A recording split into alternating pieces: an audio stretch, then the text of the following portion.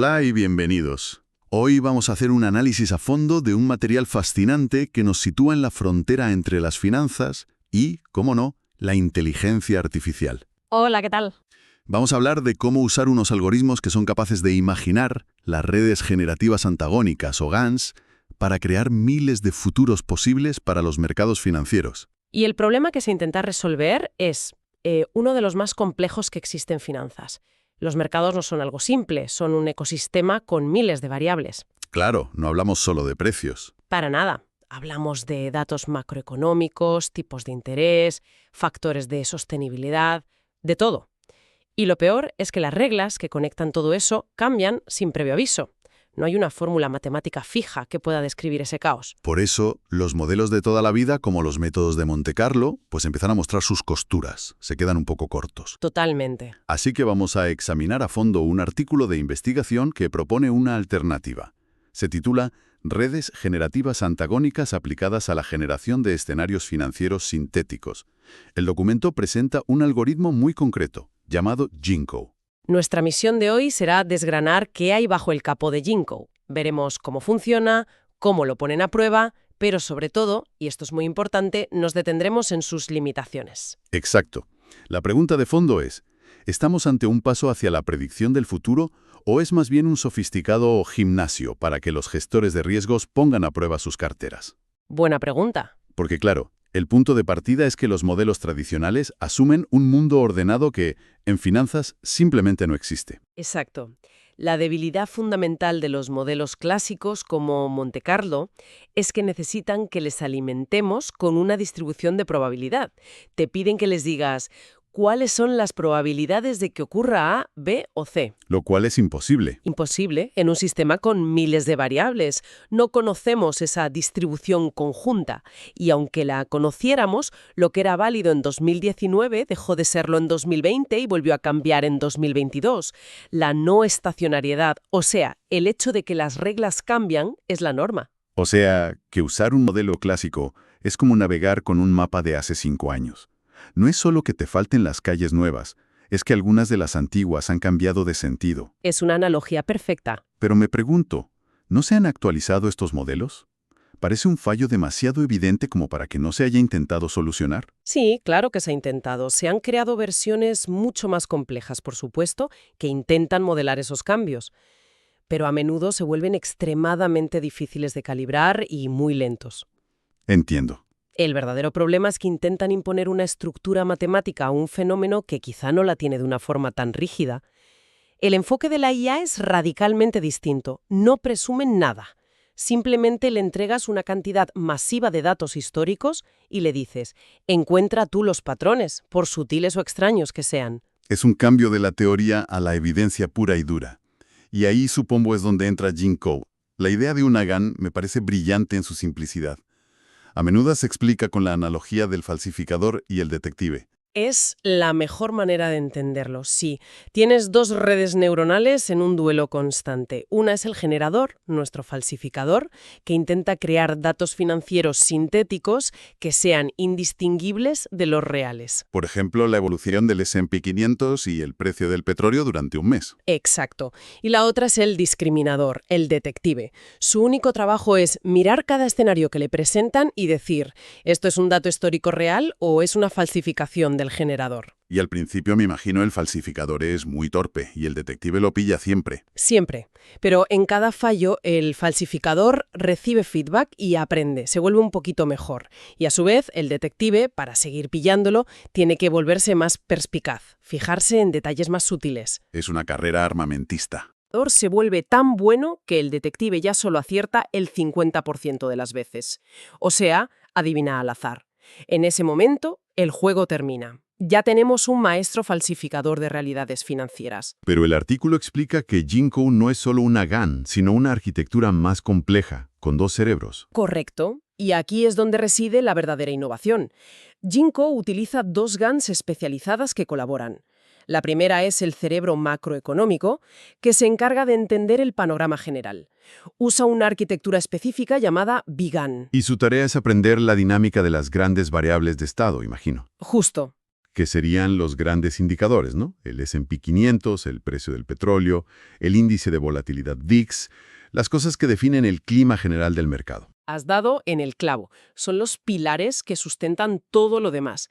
Y la razón por la que usan una BIGAN, que es bidireccional, es crucial. No solo es capaz de generar un panorama macroeconómico a partir de una idea abstracta, A ver. también puede hacer lo contrario, observar el estado real del mercado en un día concreto y deducir cuál es la idea abstracta que mejor lo representa. Sin esa capacidad de ir y venir, sería imposible hacer lo que viene después. Que es condicionar al segundo cerebro, supongo, al analista de acciones. Exactamente. El segundo cerebro es una GAN condicional. Su trabajo es mucho más granular. Se enfoca en las características de un activo individual, el precio de la acción de un banco, su capitalización, su puntuación de sostenibilidad. Pero no lo hace a ciegas. No, para nada. Su generación está condicionada por la información que le da el cerebro macroeconómico. Le está preguntando constantemente, oye, dado este clima de mercado que me describes, ¿qué le debería pasar a esta acción en concreto? Entiendo. Es como si el estratega jefe de una firma, el cerebro macroeconómico, diera la visión global, y los analistas de cada sector, el cerebro condicional, ajustaran sus predicciones basándose en esa directriz. Es una analogía muy buena. Lo que me llama la atención, y esto me ha chocado un poco al leerlo, es que mencionan un enfoque markoviano. Un momento, ¿me estás diciendo que el modelo cree que el mercado no tiene memoria?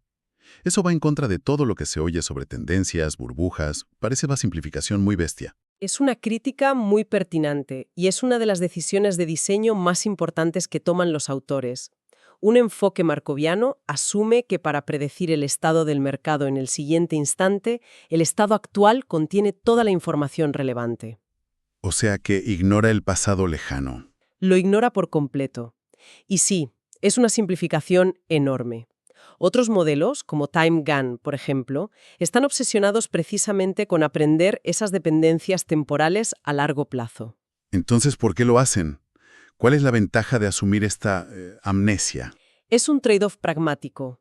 Modelar dependencias a largo plazo es computacionalmente muy costoso y añade una complejidad enorme.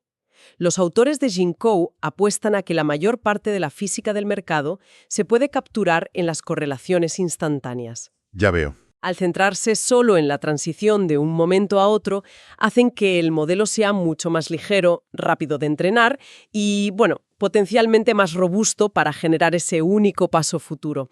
Es una apuesta. Sacrifican memoria a largo plazo a cambio de precisión a corto plazo. Vale, es una decisión de diseño con sus pros y sus contras. Pero la prueba de fuego es ver si esta arquitectura funciona en la práctica. Por supuesto. Y los autores someten a Ginkgo a un test de estrés muy completo. Crean 2 carteras, una de empresas energéticas y otra de financieras, y les lanzan 4 crisis simuladas. Así es. El objetivo es ver si la IA puede replicar los hechos estilizados del mercado, que son esos comportamientos recurrentes y bien documentados. El primer escenario es el más simple, un mercado alcista. ¿El escenario ideal? El ideal. Se fuerza al S&P 500 a subir durante 3 meses. Ginkgo predice que la volatilidad, el VIX, cae y que ambas carteras ganan dinero. Pasa la prueba básica sin problemas. El segundo, un mercado bajista, imagino que es el caso opuesto. El caso simétrico, sí. El S&P 500 cae y el modelo genera correctamente un aumento de la volatilidad y pérdidas en ambas carteras. Hasta aquí, nada que no haría un modelo más simple. Son las comprobaciones de sanidad, como quien dice. Cierto. La cosa se pone interesante en el tercer escenario, un shock de volatilidad. Se simula un aumento repentino y drástico del VIX, el famoso índice del miedo. ¿Y qué pasa? El modelo no solo genera una caída del S&P 500, lo cual es esperable, miedo y caídas suelen ir de la mano, sino que también aumenta la volatilidad interna de cada cartera. Entiende que en un entorno de pánico los movimientos son más bruscos para todos. Y llegamos al cuarto escenario, que a mí me parece el más revelador. Una crisis de deuda soberana, simulando un aumento del riesgo de impago de Italia.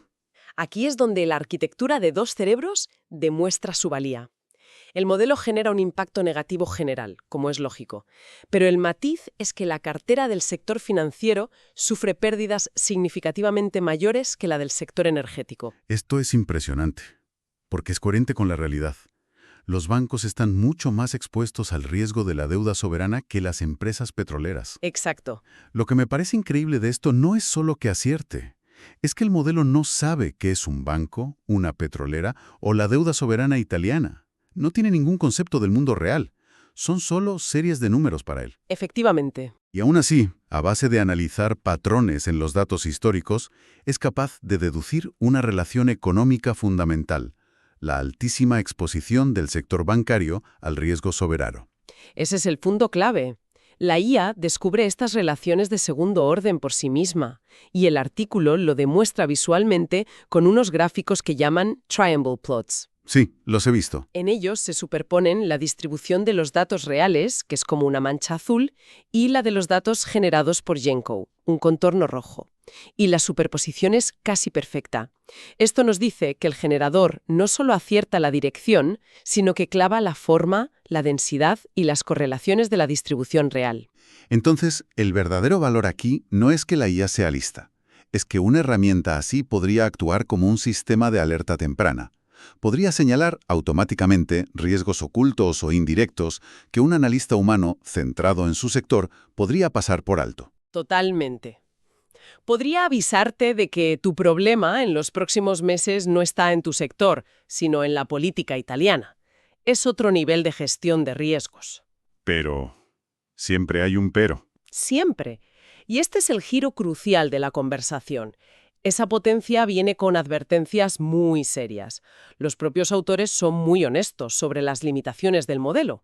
No están vendiendo una bola de cristal. Y es aquí donde hay que poner el foco. La primera limitación que mencionan es que no es un modelo exacto. Exacto.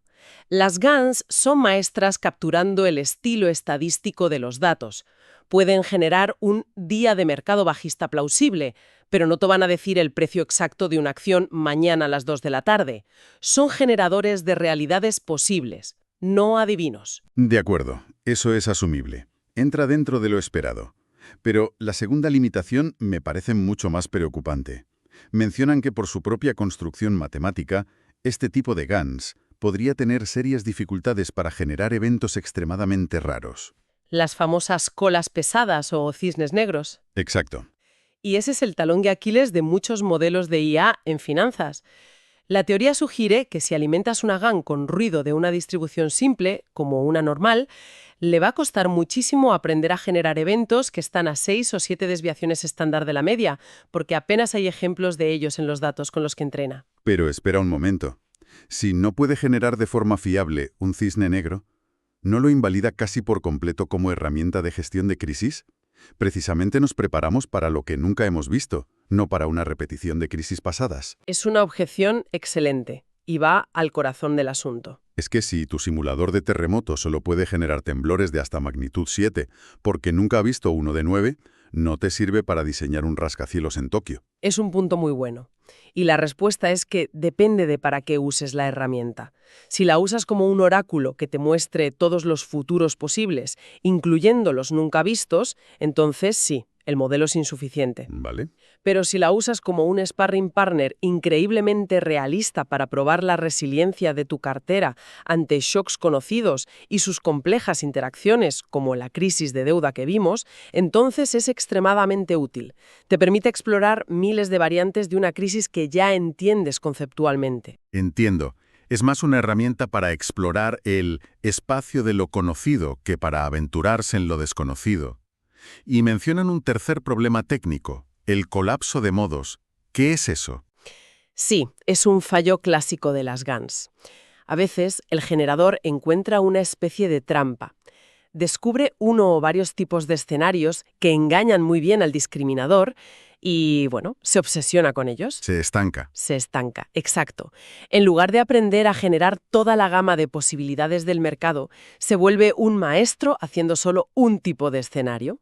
Sería como nuestro falsificador de billetes, que en vez de aprender a copiar todos, se vuelve un experto haciendo solo billetes de 20 euros perfectos. Con lo cual, los escenarios que genera serían muy realistas, pero nos estarían dando una visión peligrosamente limitada de la realidad, un túnel de visión. Precisamente.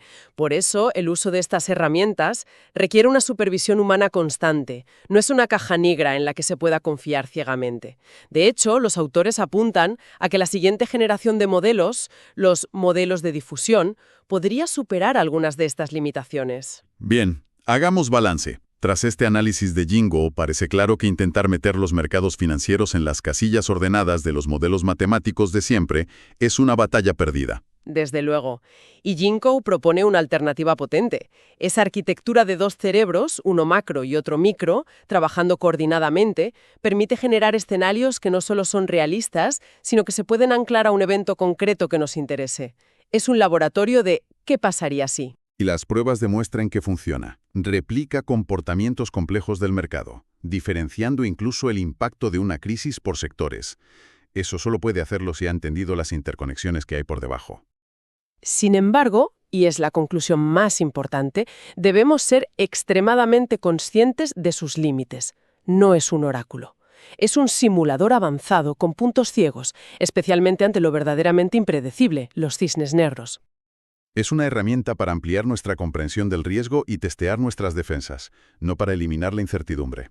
Has resumido la idea a la perfección. Para cerrar, me gustaría lanzar una idea que el propio artículo sugiere de pasada y que me parece que abre un campo de reflexión enorme.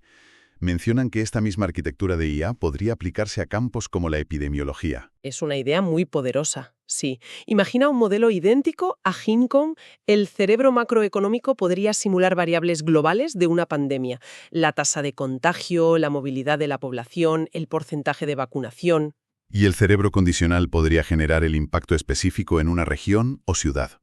Claro, respondiendo a preguntas como ¿qué pasaría en esta comarca si aparece una nueva variante un 20% más transmisible? Exacto. Y la pregunta provocadora que me surge es, ¿qué nos dice sobre la naturaleza de la realidad que la misma arquitectura de inteligencia artificial pueda modelar con éxito dos sistemas tan distintos como un pánico bursatí y una pandemia? Es una buena pregunta. Significa que, en el fondo, todos los sistemas complejos, ya sean económicos, biológicos o sociales, comparten una especie de gramática subyacente, unas reglas de comportamiento que la IA está empezando a descifrar. Es algo en lo que pensar. Una reflexión fascinante para terminar. Con ella cerramos nuestro análisis de hoy. Gracias por acompañarnos. Hasta la próxima.